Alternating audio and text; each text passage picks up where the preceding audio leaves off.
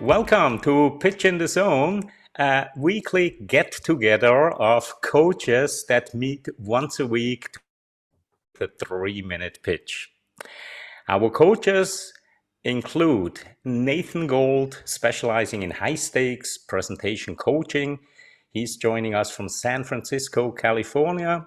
So does Scotty Spursum. She is a language coach. And we have Rick Pollack joining us from Boston, Massachusetts, an accomplished presentation coach. Massimo Peroncelli in Thailand, an entrepreneur and a very, very keen eye for details. And our presenter today is returning Jonah Katz. Jonah, great to have you back. How are you today? I'm good. How about you? Real good, real good. So you're joining us from Cleveland, Ohio. I would assume it's a snowy Christmas for you? It's actually no snow here today, No surprisingly. snow. Yeah. Oh, no white Christmas. Well, disappointing, disappointing. But we are not here for Christmas. We are here for pitch in the snow zone. So, in with having said that, your audience, Jonah, who is your audience for the pitch that you are presenting today? It'll be investors. Investors. All right. And are you going to share any slides or are I'm you not. doing it like last time? Yep, just talking. I love it. I love it. In that case, Jonah, keep an eye on Massimo's screen. Massimo is having a countdown timer counting from 3 minutes down to 0. And whenever you are ready, please, Jonah, the floor is yours. Awesome. Well, yeah, thanks, guys. So yeah, I'll get started. Um, so I want to start off by giving you a quick background on our company and what we're doing. So I co-founded it about 2 years ago, and we initially wanted to build this social media app for fitness. And we ultimately realized that the product we had built really wasn't solving a problem for people. But throughout that process, I started making some of my own content to post on our app. And I realized, like, hey, this process of making content is actually really difficult. And the problem I kept having was I'd have to set up my phone and run back and forth every time I wanted to record a video. And so I called up my co-founder, Andrew, and I said, hey, we should build this feature where you can double clap to stop and start recording the video so that you don't have to go back and forth from the device every time. And Andrew, as the developer, went out looking for tools to help him build that. And we really found that there were no tools that made it easy for a developer to make their product responsive to sound. And so at PumpML, our goal is really to make that process as simple as uploading a few samples of a sound that someone wants to detect, whether it's a double clap, glass breaking, a door opening. And we handle all of the machine learning and data science on our side so that we can just deliver them back a model that they can drag into their project and make it trigger something. So that's kind of a high level overview of how the technology works. And we already have over 100 letters of intent from software developers and augmented and virtual reality developers around the world. But the real reason that I think this technology has a massive potential impact on the world is the fact that in today's world, our devices are really the central focus of our lives. You know, we walk around with these iPhones in our pockets that we have to pull out and click away with our thumbs whenever we want them to do something. And this is a really inefficient process. And so I think in the next 5 to 10 years, what we're going to start to see is our devices actually taking on more of a background role in our daily lives. So they're going to be able to anticipate our needs and proactively respond without being that central focus that they are today that demand so much of our attention. And we're already starting to see that trend with augmented reality and wearable devices. But for these technologies to really be seamlessly integrated into our daily lives, they need a much better understanding of what's going on around them.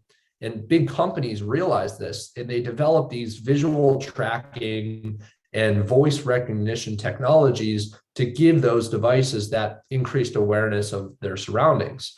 But between all of these tools, there's so much data contained in audio that's not voice, that's literally just being thrown away. And so that's what we want to change. We want to build the tools to really make use of all of that data and turn it into value. And so we're raising a $2 million seed round to help us accelerate the development of this technology and launch to developers and get to $500,000 in annual recurring revenue before we raise a Series A. All right, all right. Very good. Time-wise, really, really good. I do like your language, the aspect of your language here, the vocal variety, and how you stress certain words like massive potential. I mean, the massive, it really popped out. Excellent job there. Your voice is very, very good, which brings me to one improvement that I can spot immediately, and that is to somehow improve your sound, because your voice sounds really, really good. It has a good vibration in it, but I think your microphone is so far away from you that you're losing quite a lot of the power that your voice could bring to your pitch. And with that, I want to open the round of feedback. Let me start with Massimo today. Massimo, up in the mountains somewhere. Take it from here, Massimo. Yes, thank you. It is not snowing where I am right now. So, well, first of all, yeah, it's to me it's a big improvement. For example, because last time it took you almost 2 minutes to let us know what the problem was and what you were trying to solve. And now within 30 seconds, you started talking about what you're actually doing. So that's great. Still, you started with, I want to start giving you a small history of, just do it. Just do it. Don't say that. Just say, no, I started this, and don't say that what you're going to say, because you are going to say that anyway. So it's just wasting 5 seconds. Yeah, I like it way more than before because we got a lot more of details of both from a technical point of view and from an investor point of view. I have two things that I still would like to know more of. One is you're asking for $2 million, which in any kind of investment is a kind of a big amount of money, and you don't really justify that. You don't really say, you say, yeah, I want to use that to improve that. Yeah, maybe 10 seconds to say, we're going to hire 10 people and spend half of it on advertisement or whatever, right? Just to know how you're going to spend that, just briefly. And let me help you prepare for a question that somebody could ask you if they know what actually creating content means. Don't you usually cut and paste your video anyway? So what's the advantage of having to stop it and start it again if you have to go back to your video anyway? Yes. Right? You leave a recording and then just post-production, cut it and paste it. So what do I get from when I stop it with my hands? It's really just saving the time of having to go up and cut and paste it yourself. Don't let it run. Let it run because you will have to cut it anyway. Well, so not like if basically you double clap to stop and start recording, you can record as much content as you like and break it whenever you want so that you don't have to go up to your phone and do that manually afterwards. So it's a simple value proposition. It's not like a life-changing product, but it's a very clear value proposition to a segment of content creators. Okay, good. So prepare that because I think somebody will ask you that. Thank you. That's all for me. Thank you. Thank you, Massimo. And it sounded like Jonah probably answered this question once or twice before. Very, very good, crisp response there. Well done, Jonah. Moving on, Nathan, what kind of feedback do you have for our friend Jonah? Okay, thanks for coming back, Jonah. It's getting more clear and powerful and compelling. I believe we can break this down a little bit real quickly here and build it back up and make it even more compelling. So first, your first word was I'm not sure what came after that. And then there was a so, and you weren't in the zone to start. Yeah. Okay. So I would like to encourage you to take a moment when the camera's ready or when you're ready and just take a moment take that breath and then take that first line and captivate our attention. Yeah. And as Massimo said, you never need to ask an audience for permission. So I want to start with, or let me start with, those kinds of words just waste time. Yep. I think you're making a big mistake by using the double clap as an example. It reminds, personally me, I'm an old guy, it reminds me of, clap on, clap off thing to turn your lights on and off. Yeah. Have you seen that at your age? Yeah. Of Yeah. course. So I'm familiar with the clapper. Yeah. The reason I include that is I think it's really part of our story Okay. for how we would we're two college kids. It's Right. like, why are we trying to solve this problem? And I think that makes it a lot more clear. I But agree. it's really not our core product. I don't want to make that a focus of the pitch because our customer is a developer. That's who we're building for. So Right. And that's my yeah. point. That's really my point, is be careful of those examples that you use and the pronouns that you use when you're presenting. It's not me, it's our developers. Use the right words when you're telling us who is actually doing this development. Okay. Yeah. Now I'm going to take back what I just said because I actually do like the clap, clap on, clap off.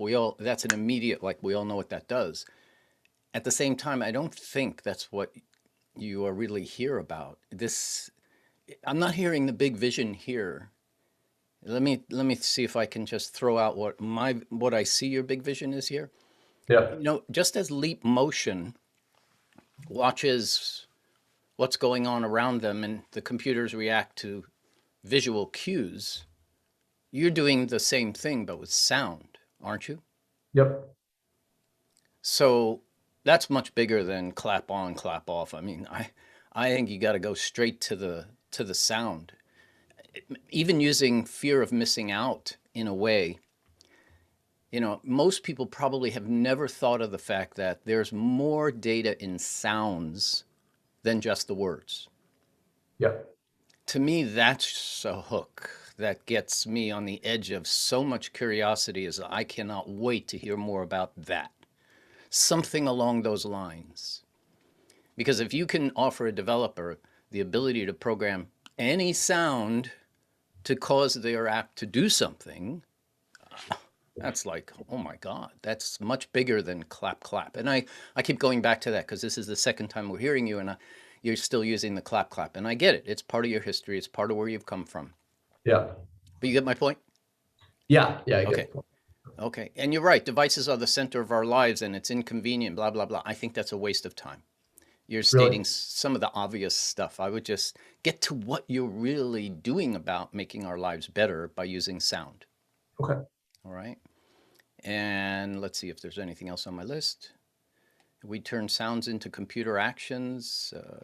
Audio has so much data beyond the words. That just I like it a lot. stuck out in my mind today, or maybe I wrote that down and while you were saying something else, but I feel like this is a huge, by doing this shift into where you're focusing on what that sound is able to do, that will help justify the number you're asking for in terms of the raise.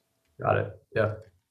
The opportunity gets much bigger in my mind when you think about sound. Oh, holy moly. I mean, just, and maybe ending after the ask, ending with one more thing, like so many great presenters do. And oh, by the way, one more thing. Or in closing, the next time you hear something, blah, blah, blah, I hope you'll remember today that perhaps that sound one day might just do this for you automatically. Like when you hear that ding on your phone that a text has come in from Claudio, why do I have to get up, walk over, and press a button on that? Why can't I just say something like, go, and have it read it out to me? Right? This is amazing. I'm going to stop right there and let the others talk, but I really like what I learned about what you're doing today, and all we need to do now is just put it in a better box in a way, in a better shape. Okay? But you're welcome to come back again. I know we have a couple people signed up for the first 2 weeks of January, But if you want to come back in the third or fourth week and show us your new stuff, we'd love for you to come back. Okay? Okay. Yeah, sounds good. Great. Yeah, absolutely. Thank you. Thank you so much, Nathan. And moving on, and we do have a lot of time today because we are short one coach and we are such a small group. So moving on to Rick. Rick, take your time. And what kind of feedback do you have for Jonah? Jonah, much improved over last time. Had a better idea of what you're doing, and yeah, it still took you about a minute to get to what you were doing before. It took, I think, a minute and 40 seconds. So you improved there. One thing that I thought last time when you're talking about, and I think my suggestion last time was starting with the clap, and after Nathan mentioned that last time, and again, I don't think that's a good example.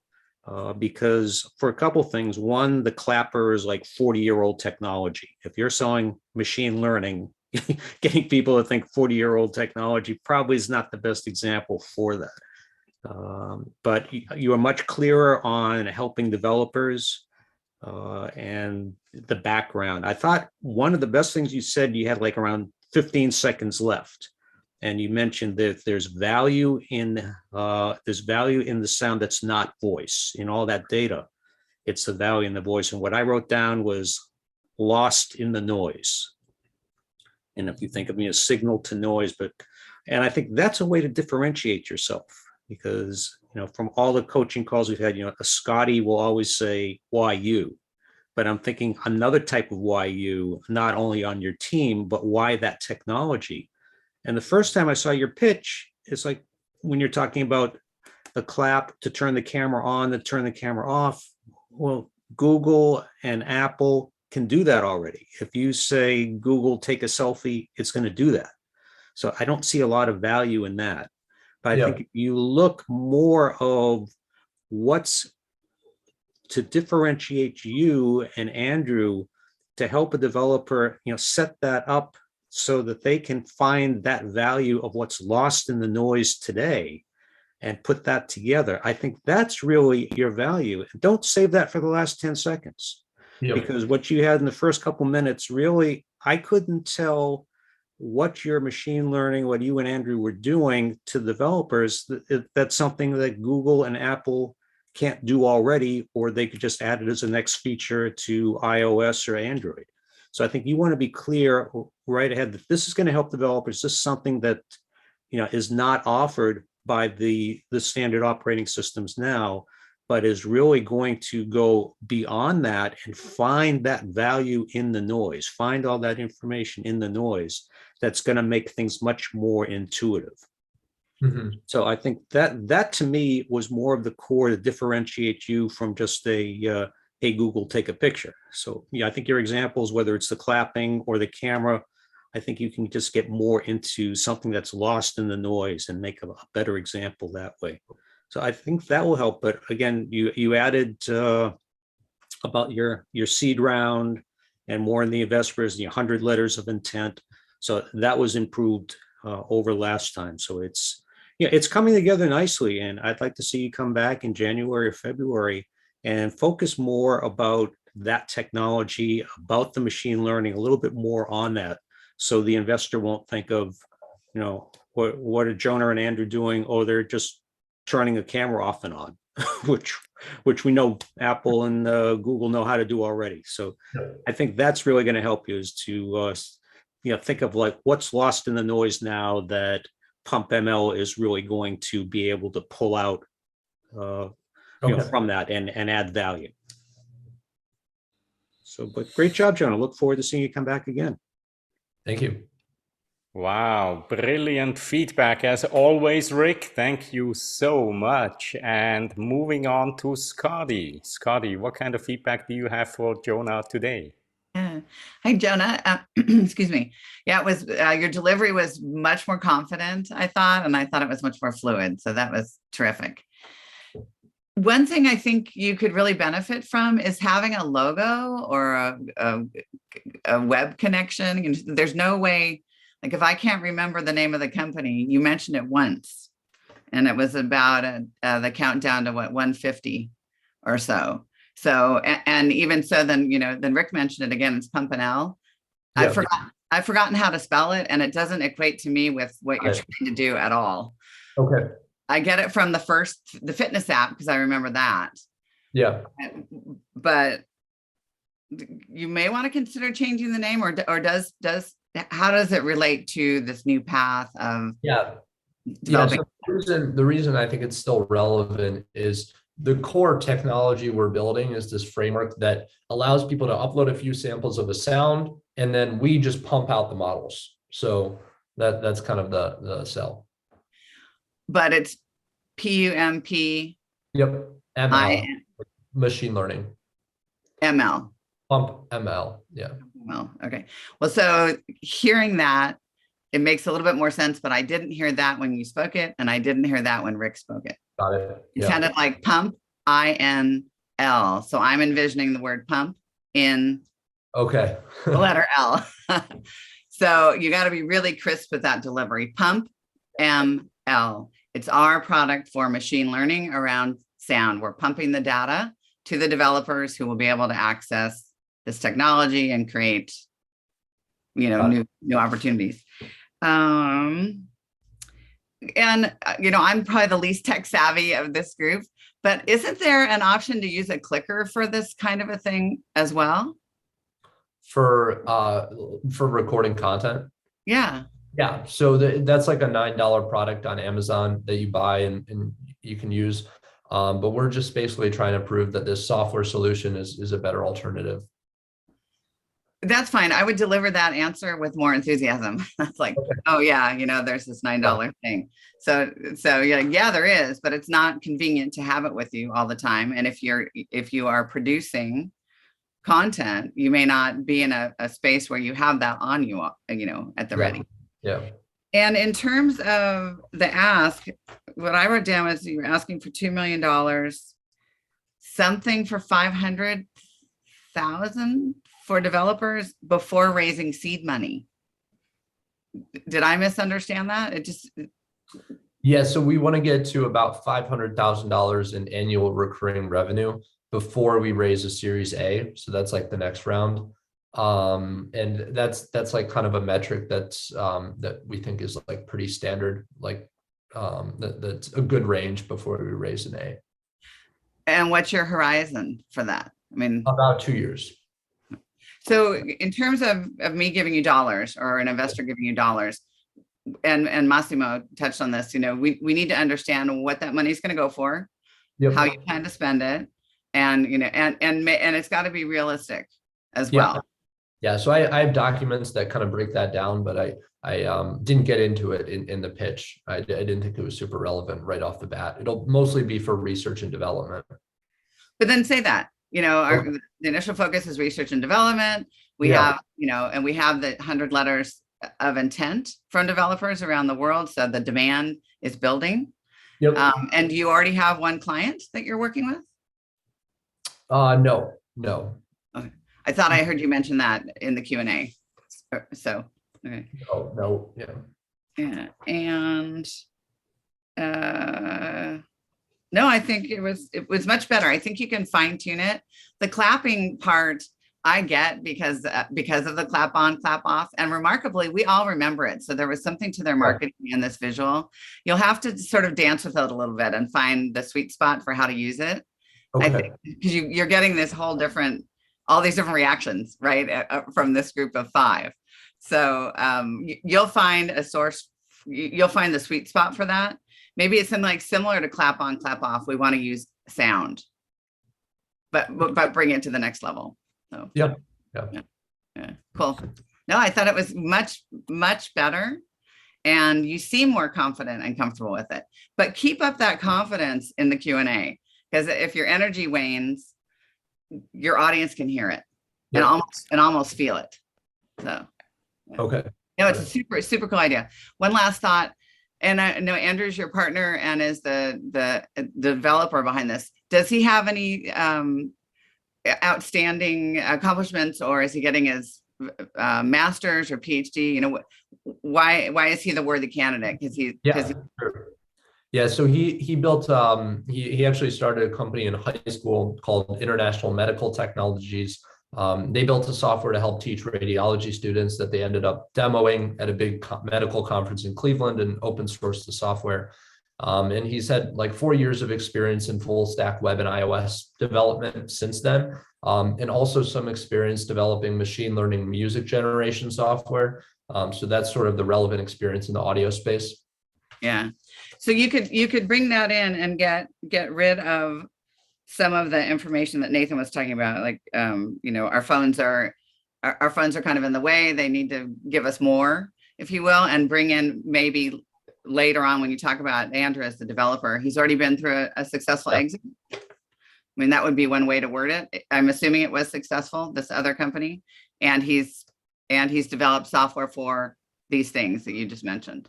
I think that might be helpful for the people who really understand Got it. how this works.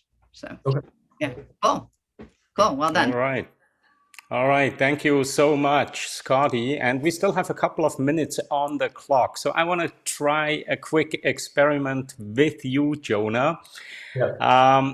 Imagine you just meet an investor somewhere and you have only 30 seconds time. So the typical kind of elevator pitch. Yeah. 30 seconds to evoke my curiosity and get me to agree to listen to your full pitch. Okay. 30 seconds. 30 seconds. Yeah. Go. I'd say, hey, investor, we're building a framework that allows developers to make products that respond to sound. Basically, what we realized is that our devices today are really good at understanding voice and spoken language, but there's really so much information contained in audio beyond just voice and language that our devices simply can't understand. So that's the problem that we want to solve. I have 10 seconds left. Okay. No, this was really good. So the reason why I asked you is I suspected it will sound something like that.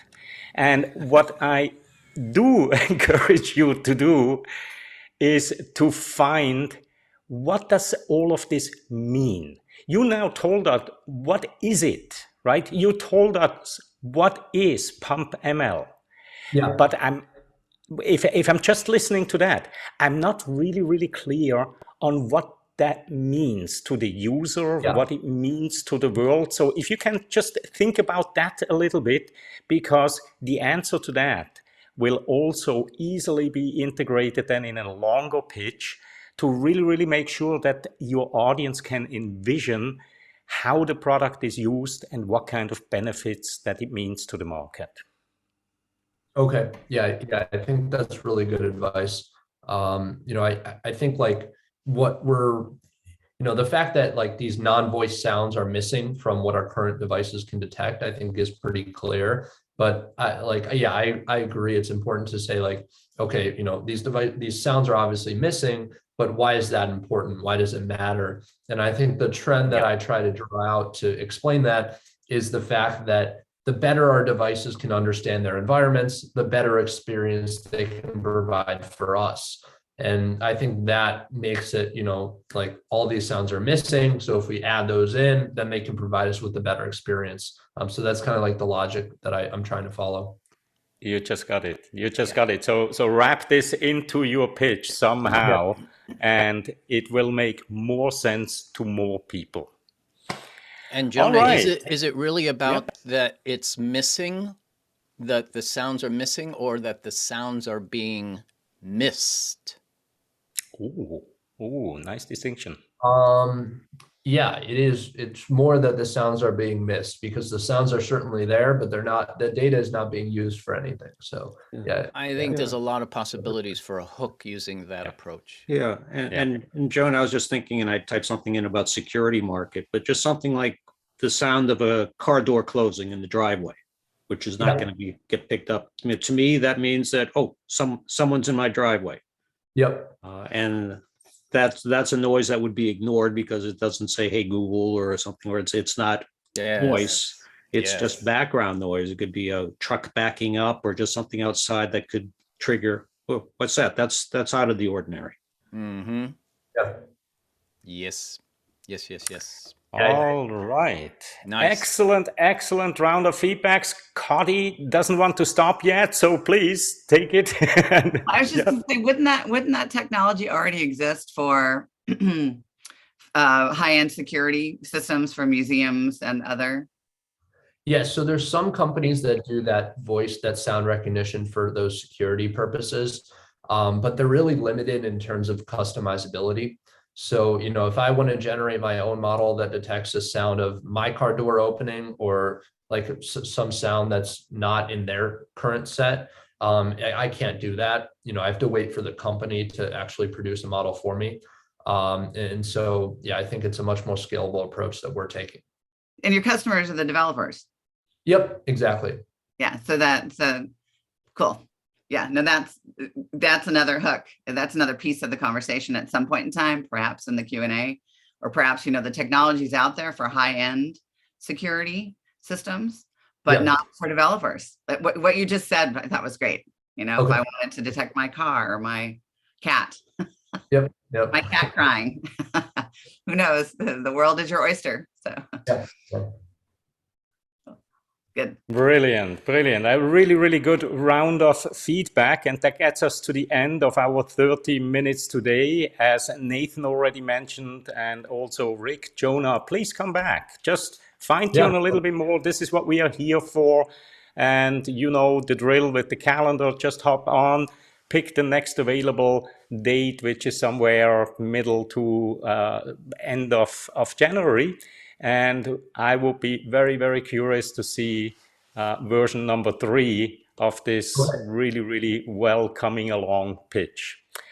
And with that, I wish all of you a wonderful holiday, Merry Christmas, and enjoy a spectacular new year. It's gonna be probably as challenging as all the new years and the old years that have passed. And always remember, it's not what the year is, it's what you make out of the year. So with that, enjoy a wonderful time with your family, friends, good food, and we'll see each other again next year on January 6th. Until then, bye-bye.